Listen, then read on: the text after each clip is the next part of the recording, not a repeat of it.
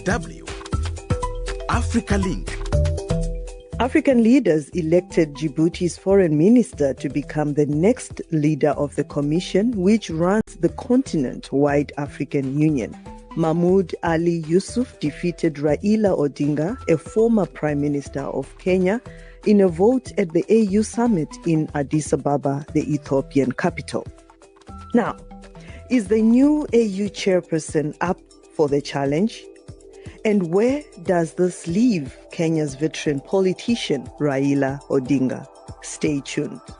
My name is Josey Mahachi. Welcome to Africa Link, the podcast that connects you to the stories that matter from Africa.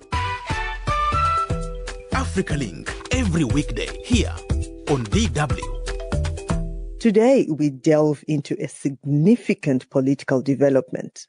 The recent election for the African Union Commission chairperson, where Djibouti's foreign minister, Mahmoud Ali Youssouf, emerged victorious, while Kenya's own Raila Odinga was eliminated in the penultimate round. This outcome has sparked discussions on Kenya's political landscape, the African Union's efficacy, and the broader implications for youth involvement in continental leadership. To unpack these issues, we are joined by Nerima Wako-Ojiwa, a prominent political analyst and executive director of Siasa Place, an organization dedicated to engaging young Kenyans in governance and electoral processes. Additionally, we have our very own Andrew Wasike in Nairobi.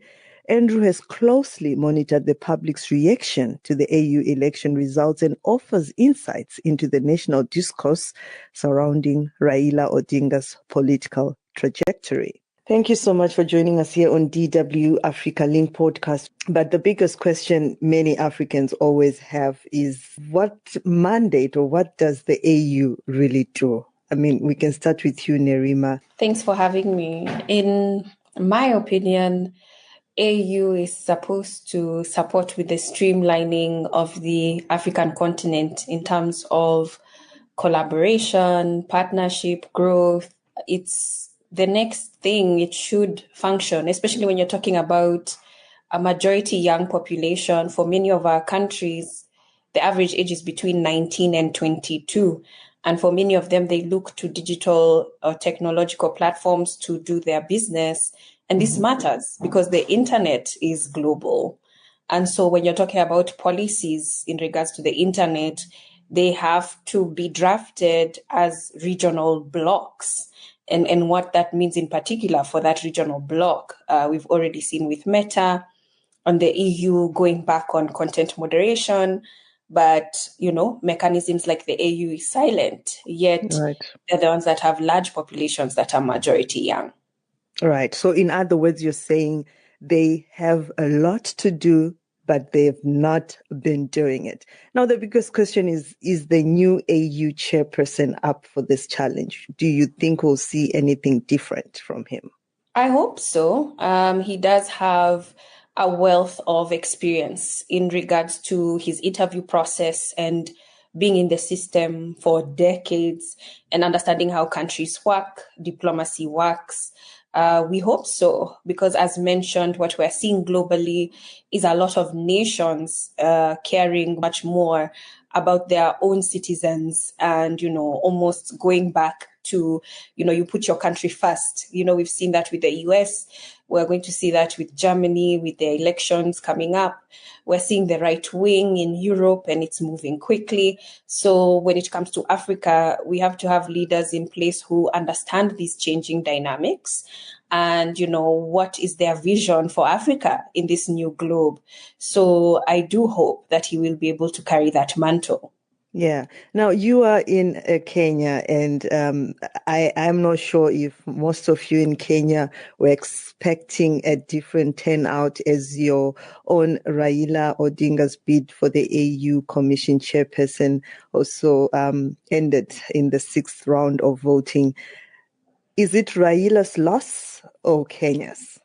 I think it's a mix of both. So also, you have to remember that this is our second try at that very position. 8 years ago, it was former CS Amina Mohammed, and there was a lot of hope that she would get it, and she didn't. This time around, the political class especially had a lot more optimism. They garnered a lot of support.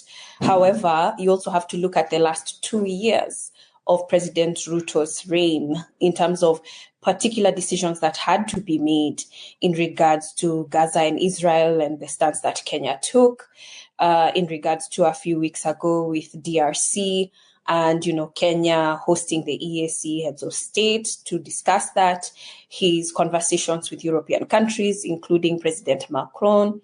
You see, there's been a lot of decisions that have been made over the last 2 years that could have had an impact on it. So I'd say, Raila and his team, they were disappointed.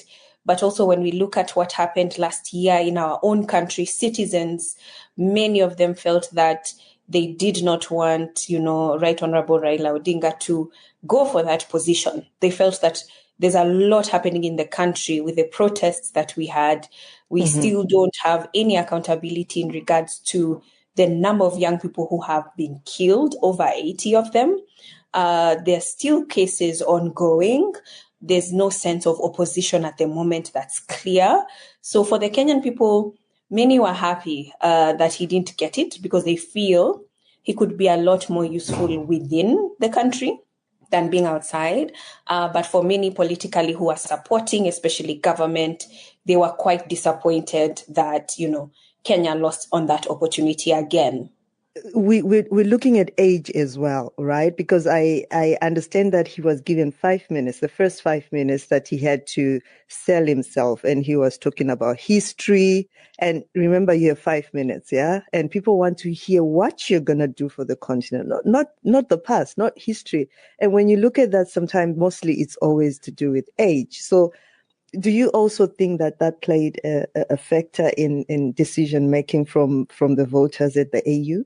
Yes, absolutely it did, because many are concerned about the future of not just their countries, but the region as well. And, I do agree. He has played, major roles in our country politically, but also on the continent. For many people who the average age is 20, they are not going to be able to know. They were not alive during that period. So he does reference a lot of history, even right now in his political engagements.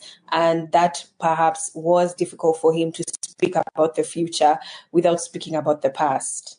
Right. Now, Andrew, to you, our reporter on ground, the weekend has been buzzing, especially from Kenyans on social media. How have Kenyans reacted to Raila Odinga's elimination from the AU Commission chairperson race?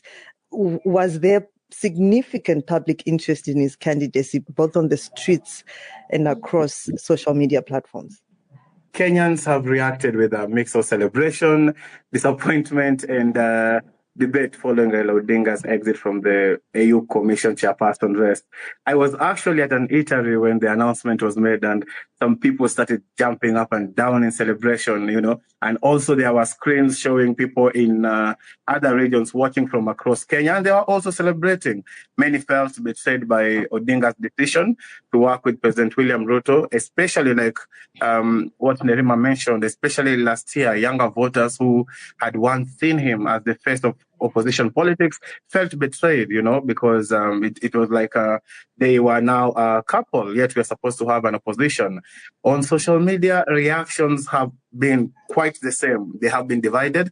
Some are frustrated, believing regional politics maneuvering towards him the position, while others argue that Kenya should sort of prioritize domestic governance over AU leadership roles. They were like, okay, we have lost, but let's just prioritize beyond our borders, just Uganda, Tanzania, or just here. So political circles, like you said, have been abuzz with discussions about what it means for Odinga's legacy, because he's not new. He has been in such races, elections for so many years, always losing. But generally, for many Kenyans, economic hardships remain a more pressing concern. So this is why they sort of did not want him to win. They wanted him to come back and fight for them like he used to do before.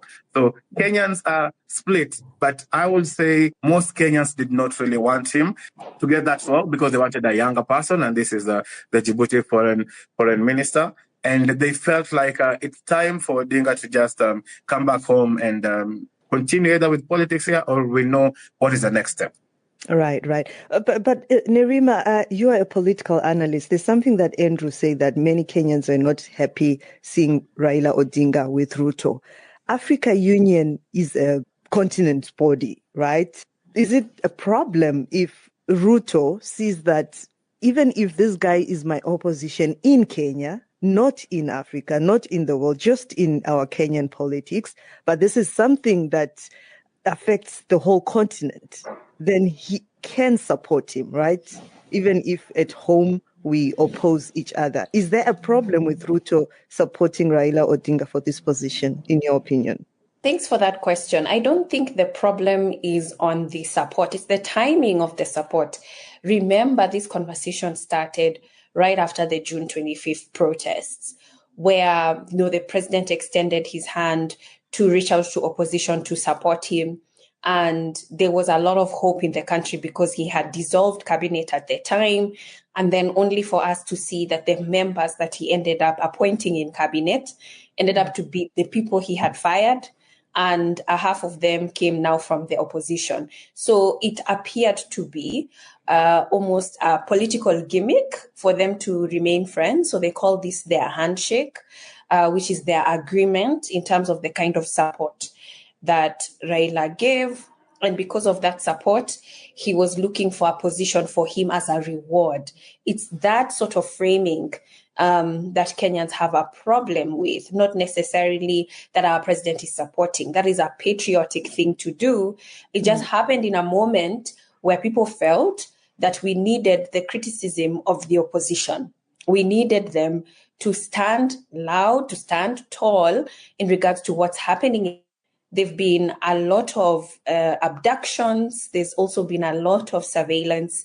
There's also been challenge, people expressing themselves, and even the fact that they're afraid to express themselves because they might be abducted. And these are the moments where opposition can really come in handy. So that was the challenge that we were seeing, especially young people, not necessarily that the president supported. And also when you think about the election that occurred over the weekend, how many members of parliament traveled? News is reporting over 100 MPs, took flights to go to Addis. So there's this opulence, there's this grandeur show of money. And, you're talking about a population that has a high cost of living, access to employment. There is none. Many of them are young. So it's just in your face that, government doesn't seem to understand the challenges that the country is currently going through and is focused on the wrong issues right now. Right. Now, considering Odinga's extensive political career, he's trying. What do you foresee as his next move following the setback? As his next move, I believe he's going to look at his political party. Remember, right after June 25th, there's been a lot of realignments. Members who had, retired from politics, for instance.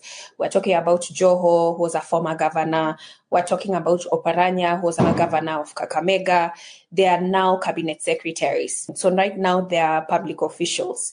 And that means that within his party, he's going to have to find strong political leaders and members to take over very strategic roles within the party itself. His party also has been frustrated, especially with some of the decisions that ODM, his party, has been making. We've been seeing a bit of a breakaway, intergenerational breakaway, with the young members not necessarily agreeing with the older members of the party. So the first thing he's going to do is come and look at his party, re-strategize, align it to speak one voice, because right now there seems to be different entities and clusters within the political party itself. Then the second thing is to figure out what is going to be their stand leading up to 2027. because there was a court ruling that basically negated that Azimio, which they were part of, is no longer the minority, but the majority within the assembly. And that's also going to be contested in court. So there are questions that need to be answered in terms of the political majority in the National Assembly. That's number two. And also they are going to be looking for direction from him. So even though he did not get the seat at AUC, does the support for the president and administration still remain? And will it remain until 2027? And I know that's what they are going to be anxious to know about, to give that direction to the party as well. That also means a lot for Kenya because it explains to us where opposition is going to lie and who the opposition is of the country for the next 2 years that we have left. Right. And Andrew, just from the population, I'm talking of Kenyans, is there speculation also about Raila Odinga's future role in Kenyan politics? Definitely, Josey. Odinga has been a key figure in Kenyan politics for decades. He has tried to run for the presidency 5 times since 1997.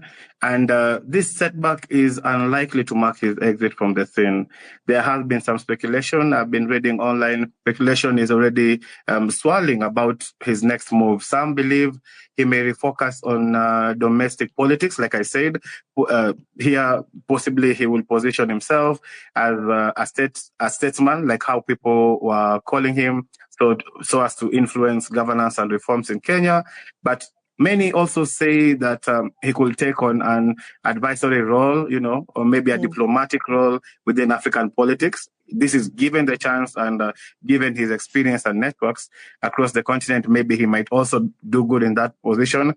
However, to sum it up, his next steps will largely depend on how he recalibrates after this disappointment. Because remember, he's 80 years old right now, and many people are in the game. So whether he chooses to remain active in the 2027 Kenya political landscape, that remains to be seen. But at least he has got a couple of options. Right. Now, beyond the immediate political implications, how does Odinga's defeat reflect broader trends in regional alliances and influence within, obviously, the African Union? Maybe, Nerima, you can take that. Yes, sure.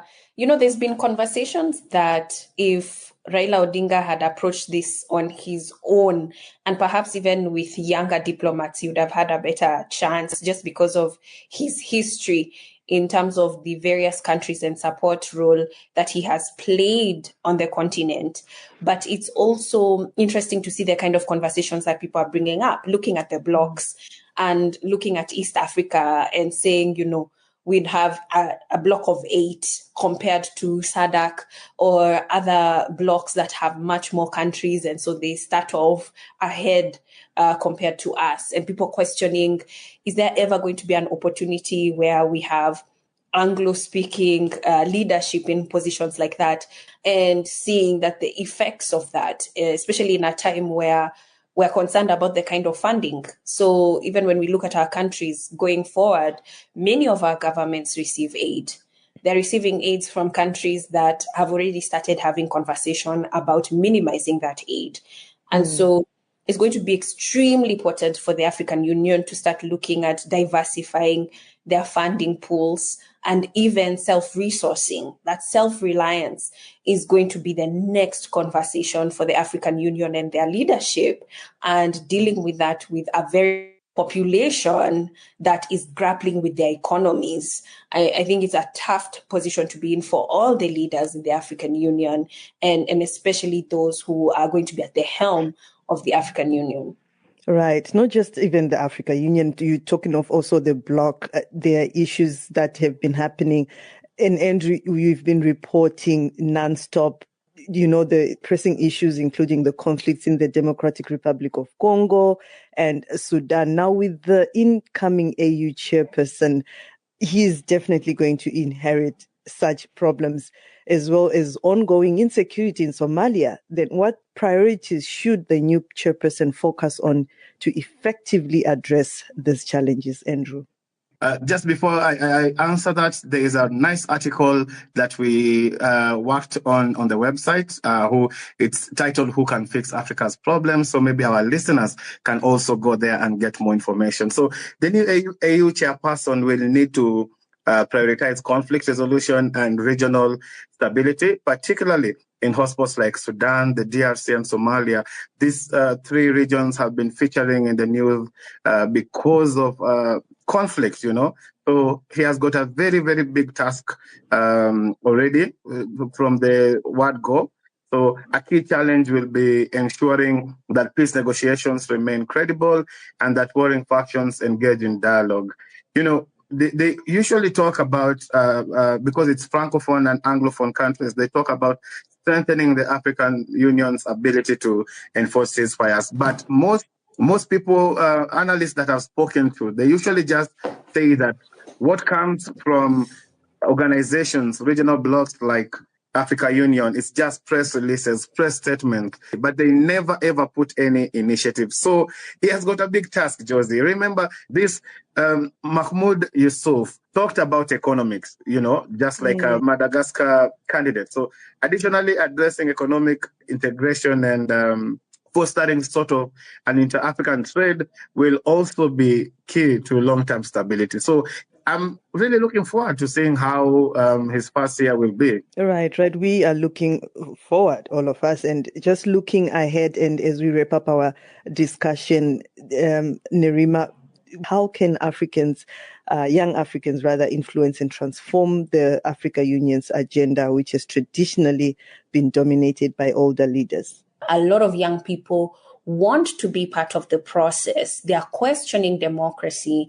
They want credible and fair systems. They want their voices to be heard. So we're seeing a much younger, aggressive generation when it comes to participation. And those are the Gen Zs.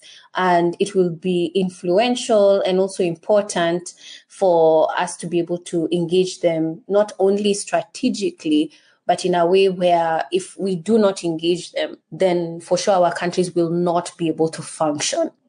Right. Thank you so much for even touching on what also we look forward to as an agenda for the African Union as we talk about the African youth as well. And obviously, Andrew, now to wrap up with you as well in the context of Kenya's foreign policy, quickly, in a minute, please. What impact might this election outcome have on the country's engagement with the AU and its role in regional affairs?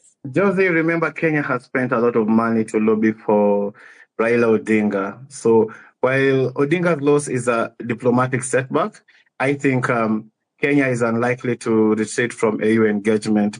Nerima Wako-Ojiwa, a prominent political analyst and executive director of Siasa Place, and DW's Andrew Wasike, many thanks for joining us.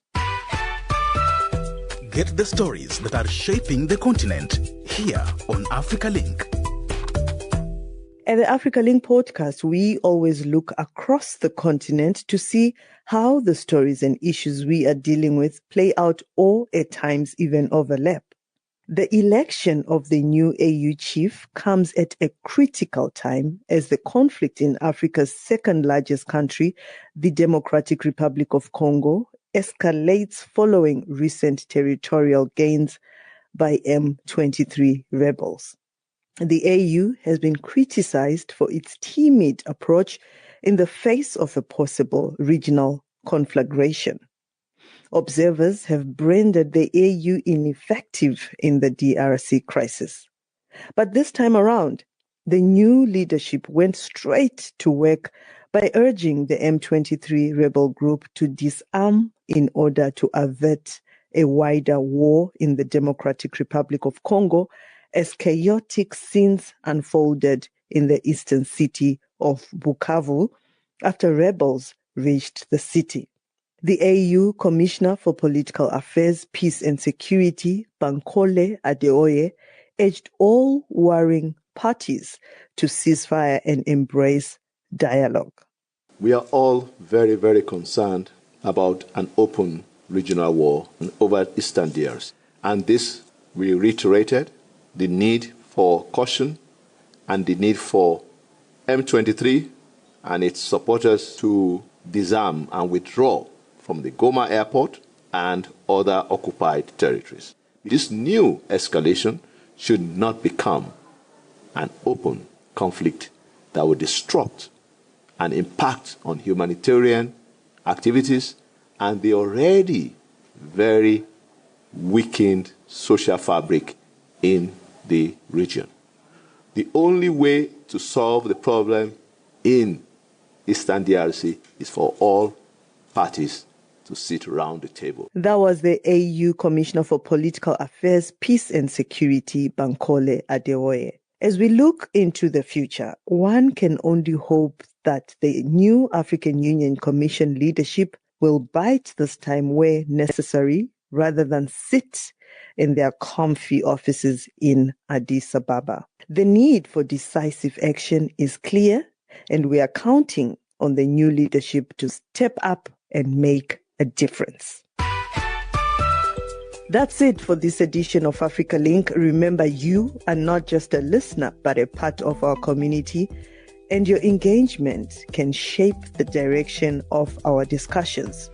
We value your insights and encourage you to share your thoughts with us. Remember to follow so you can catch all of the Africa Link podcast episodes. This podcast was co-produced and edited by Isaac Mugabi. My name is Josey Mahachi. Thanks for listening. Until the next one, it's bye for now.